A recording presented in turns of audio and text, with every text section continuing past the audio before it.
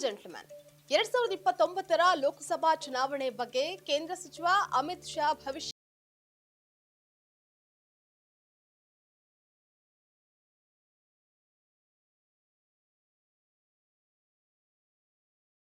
ಏನು ಅಂತ ನೋಡ್ತಾ ಹೋಗೋಣ. ವೀಕ್ಷಕರೇ, ನೆಲ ಜಲ ಭಾಷೆಗಾಗಿ ಪ್ರಾಮಾಣಿಕ ಪತ್ರಿಕೋದ್ಯಮ. ನೀವು ನೋಡ್ತಾ ಇದ್ದೀರಾ ಫೋಕಸ್ ಟಿವಿ. ನಾನು ಮುಸ್ತಿತಾ.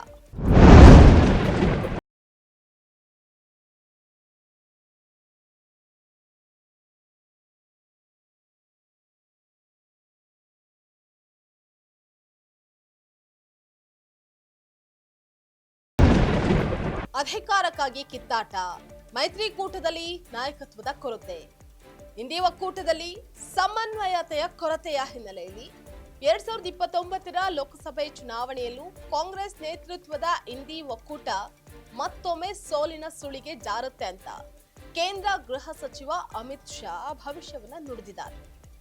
ಹೀಗಾಗಿ 2029ರಲ್ಲಿ ಲೋಕಸಭೆ ಚುನಾವಣೆಯಲ್ಲಿ ಕೇಂದ್ರದಲ್ಲಿ ಮೋದಿ ನೇತೃತ್ವದಲ್ಲಿ ಎನ್ಡಿಎ ಮತ್ತೊಮ್ಮೆ ಅಧಿಕಾರದ ಚುಕ್ಕಾಣಿಯನ್ನ ಹಿಡಿಯುತ್ತೆ ಅಂತ ಶಾ ಭವಿಷ್ಯವನ್ನ ಹೇಳಿದ್ದಾರೆ.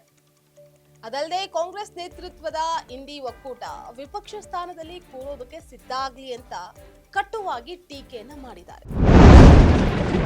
હજી તમે થાકી ના જાઓ હારથી.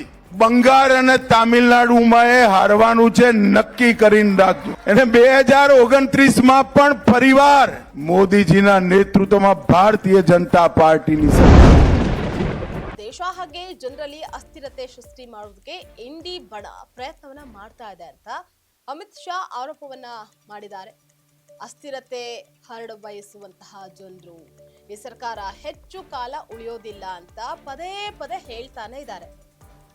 ಆದ್ರೆ ಎನ್ಡಿಎ ಸರ್ಕಾರ ತನ್ನ ಅಧಿಕಾರಾವಧಿಯನ್ನ ಪೂರ್ಣಗೊಳಿಸುತ್ತೆ, ಮುಂದಿನ ಅವಧಿ ಕೂಡ ಎನ್ಡಿಎ ಮೈತ್ರಿಕೂಟದ್ದೇ ಆಗಿರುತ್ತೆ ಅಂತ ಅಮಿತ್ ಶಾ ಹೇಳಿದ್ದಾರೆ. ಕಳೆದ 3 ಅವಧಿಗಿಂತಲೂ ಈ ಬಾರಿಯ ಲೋಕಸಭೆ ಚುನಾವಣೆಯಲ್ಲಿ ಬಿಜೆಪಿ ಹೆಚ್ಚಿನ ಸ್ಥಾನವನ್ನ ಗೆದ್ದಿದೆ ಅನ್ನುವಂತಹ ಅಂಶವನ್ನ ಪ್ರತಿಪಕ್ಷಗಳು ಅರಿತಿಲ್ಲ ಅಂತ ಅಮಿತ್ ಶಾ ಕುಟುಕಿ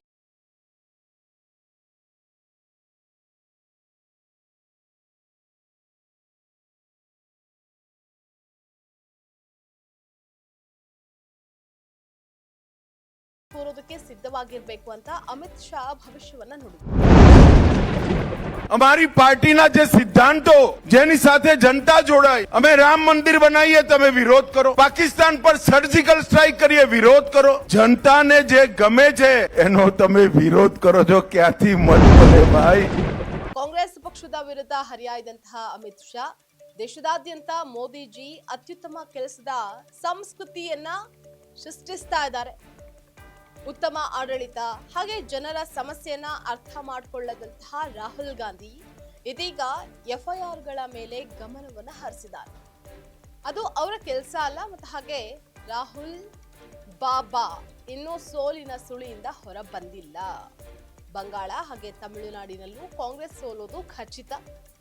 1973ರ ಸಬರಮತಿ ಪ್ರವಾಹ ದುರಂತದಲ್ಲಿ ಎಲ್ಲವನ್ನ ಕಳೆದುಕೊಂಡಂತಹ ಅಲ್ಲಿನ ಜನರು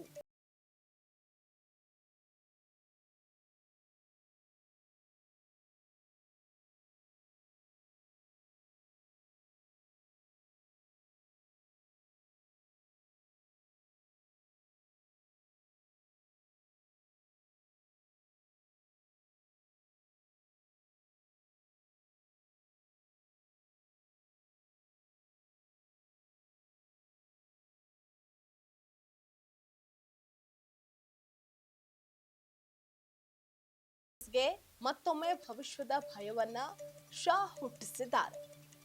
ಇದಾಗಿತ್ತು ಇವತ್ತಿನ ಫೋಕಸ್ ಸ್ಪೆಷಲ್ ಸ್ಟೋರಿ. ನೆಲ ಜಲ ಭಾಷೆಗಾಗಿ ನೋಡ್ತಾ ಇರಿ ಫೋಕಸ್.